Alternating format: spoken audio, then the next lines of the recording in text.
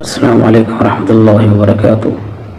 الحمد للہ وحدہ والصلاة والسلام علی من لا نبی بعد اما بعد فاعوذ باللہ من الشیطان الرجیم بسم اللہ الرحمن الرحیم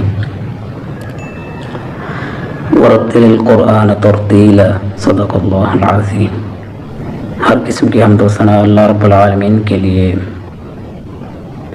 اللہ کی جتنی بھی تعریف کی جائے کم ہے، جس نے ہمیں مسلمان بنایا، مسلمان کے گھر میں پیدا فرمایا اور ہمیں دین کی سمجھ عطا کی. اللہ کی مختصر حمد و ثنا کے بعد انگنت لاتعداد درود السلام امام الانبیاء محمد رسول اللہ صلی اللہ علیہ وسلم پر، آپ صلی اللہ علیہ وسلم کی حال پر، صحابہ کرام رضوان اللہ علیہم اجمعین، تابعین، تبع تابعین، محدثین کرام، ائمہ کرام پر، جن کی محنت و کوششوں سے دین صحیح ہم تک پہنچا. اللہ سے دعا کرتا ہوں کہ اللہ تعالیٰ مجھے صحیح معنی میں قرآن و حدیث بیان کرنے کی توفیق عطا فرمائے، اور آپ جو دیکھنے والے حضرات ہیں ہم سب کو سننے سمجھنے کی توفیق عطا فرمائے.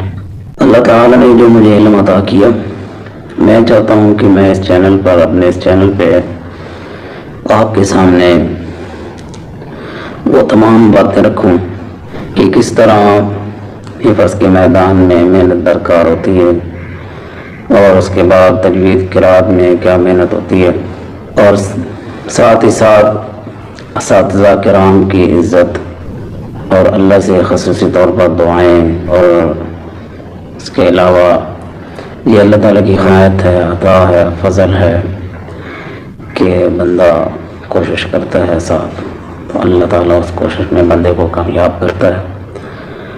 جیسے کہ اللہ نے قرآن میں فرمایا ہے وَأَن لَيْسَ لِلْإِنسَانِ إِلَّا مَا سَعَىٰ، انسان جس کی کوشش کرتا ہے اس کو اللہ وہ عطا کرے گا. تو اسی لیے ہمیں کوشش کرنی چاہیے، جہاں ہم دنیا داری میں کوشش کرتے ہیں ہم دین کے معاملے میں بھی کوشش کریں اور قرآن کی تعلیم کو عام کریں. اللہ سے دعا ہے کہ اللہ تعالی ہم سب کا حامی و ناصر ہو. جن اساتذہ کے پاس میں نے علم حاصل کیا، آج بھی میں ان کے سامنے بیٹھنے سے، ان کے سامنے بولنے سے میں جھجک محسوس کرتا ہوں، اور یہ جھجک یہ ایک ادب ہے، احترام ہے، جو ایک قدرتی طور پر اللہ نے میرے دل میں رکھی ہے. جب میں اپنے اساتذہ کرام کے سامنے موجود ہوتا ہوں یا ان سے بات کرتا ہوں تو میں سمجھتا ہوں کہ مجھ سے بات نہیں ہوتی. اس طرح یہ جگہ ہے. جب میں اپنے اساتذہ کو دیکھتا ہوں گلی محلے میں کہیں بھی، اگر کسی جگہ میری ملاقات ہوتی ہے تو میری نظریں نیچے جھک جاتی ہیں. اسی لیے جو بھی طلباء، حفاظ، کوئی بھی ہو، چاہے وہ حفظ کے میدان میں ہو یا ناظرہ کی تعلیم حاصل کر رہا ہو قرآن کی، کوئی بھی ہے، کسی میدان میں بھی استاذ کی عزت تکریم کرنی چاہیے. جب تک آپ استاذ کی عزت نہیں کریں گے تو سمجھ لیں کہ آپ کبھی کامیاب نہیں ہو سکتے. جب آپ کسی استاذ کی عزت نہیں کرتے، کتاب کی عزت احترام نہیں کرتے جو آپ پڑھتے ہیں، تو پھر آپ حاصل کس طرح کر سکتے ہیں؟ وہ علم آپ جس کا ادب و احترام نہیں کرتے اس کو ہم کیسے سیکھ سکتے ہیں؟ آپ لہذا جو بھی علم حاصل کرنا ہے اس کو جب آپ سیکھتے ہیں تو اس کتاب کا، اپنے استاد کا ادب و احترام کرنا پڑے گا. ہمارے شیخ محترم اپنے بارے میں کہا کرتے تھے کہ میں اپنا استاد جو تھے ان کا اتنا ادب و احترام کیا کرتا تھا کہ ایک مرتبہ ایسے ہوا کہ میرے شیخ صاحب استاد محترم وہ اپنے استادوں کی بات کرتے ہیں کہ ان کی کسی مقام پر بازار کے اندر جوتی ٹوٹ گئی، تو میں نے ان کو دیکھا کہ وہ اپنی جوتی اتار کر اس کو ٹھیک کیا. وہاں تھوڑی دیر انہوں نے اپنی جوتی کو ٹھیک کرنے کے بعد پھر وہ وہاں سے چلے. کہتے ہیں کہ میں بھی جب وہاں سے گزرا تو میں نے بھی وہاں پر اسی طرح سے اپنے شیخ محترم کی نقل کرتے ہوئے جوتی ٹھیک کی، اتاری. حالانکہ جوتی ٹھیک تھی لیکن بس ان کی نقل کرتے ہوئے وہاں پر میں نے پھر اسی طرح میں نے کیا، اور پھر میں وہاں سے آگے چل پڑا. جب ان سے ہماری کئی دفعہ بات ہوا کرتی تھی یا ہمیں وہ بتایا کرتے تھے تو جب میں ان کے پاس پڑھا کرتا تھا تو اس وقت بھی وہ اس طرح کی ہمیں باتیں بتایا کرتے تھے کہ اپنے استاد کے بارے میں ان کے جو ادب و احترام تھا یہ لازم ہے۔ آج تو ہمارے بچے جو ہیں وہ استاد کو استاد سمجھتے ہی نہیں ہیں، ماں باپ کو بھی فکر نہیں ہے کہ بچوں کو جو ہے وہ ہمیں ٹائم پہ بھیجنا ہے، اور جو اکثر اوقات یہ ہوتا ہے کہ استاد تو ٹائم دے رہا ہوتا ہے، اپنے ٹائم پہ وہ موجود ہوتا ہے، بچے پہنچتے نہیں ہیں۔ اب گھر گھر تو بندہ جو ہے وہ پڑھانے والا اور جو استاد ہے وہ کسی کے گھر گھر تو جا نہیں سکتا کہ ہر بچے کو وہ گھر گھر جائے اور وہاں سے ان کو بلا کر لائے، اس طرح تو نہیں ہوتا۔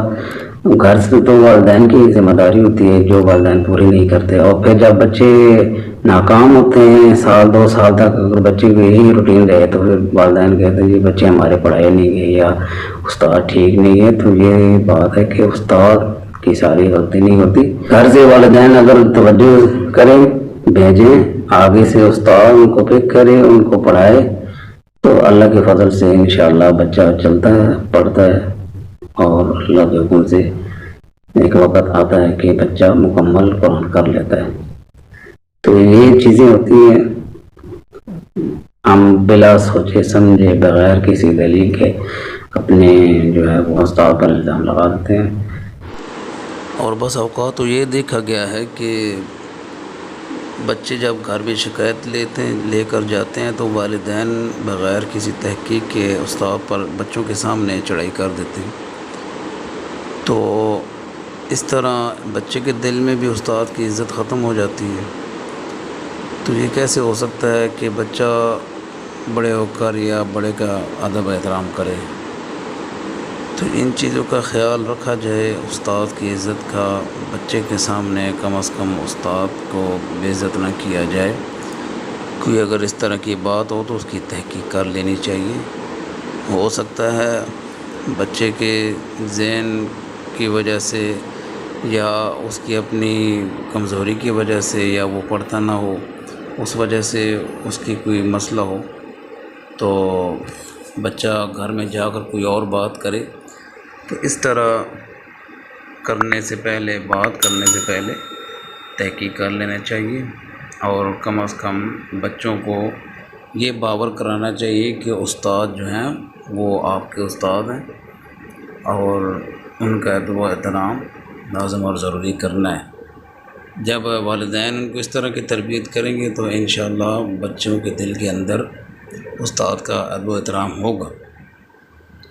بہرحال اللہ سے دعا ہے کہ اللہ تعالیٰ ہمیں توفیق عطا فرمائے عمل کی۔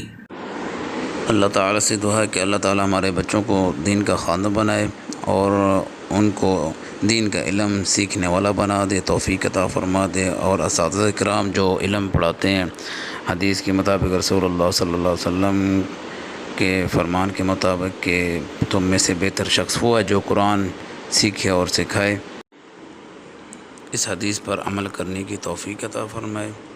وآخر دعوانا ان الحمد للہ رب العالمین۔